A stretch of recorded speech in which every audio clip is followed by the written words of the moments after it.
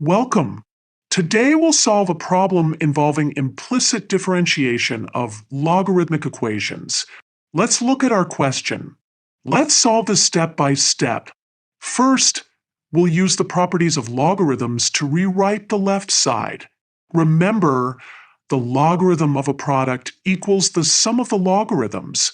So ln of x, y becomes ln of x plus ln of y. Now, we'll differentiate both sides with respect to x. Remember, when we differentiate with respect to x, y is treated as a function of x, so we need to use the chain rule when differentiating terms with y. Let's differentiate each term. The derivative of ln x is 1 over x. The derivative of ln y is 1 over y times dy dx. The derivative of x is simply 1. And the derivative of y is dy dx. Now, let's group the terms with dy dx on the left side of the equation. We have 1 over y times dy dx minus dy dx equals 1 minus 1 over x.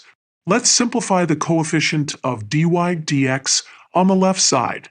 1 over y minus 1 equals 1 minus y over y. Finally, to solve for dy dx, multiply both sides by y over 1 minus y. And our final answer is dy dx equals y times x minus 1 divided by x times 1 minus y. This problem demonstrated important concepts in calculus, including properties of logarithms, the chain rule, implicit differentiation, and algebraic manipulation. Thank you for watching.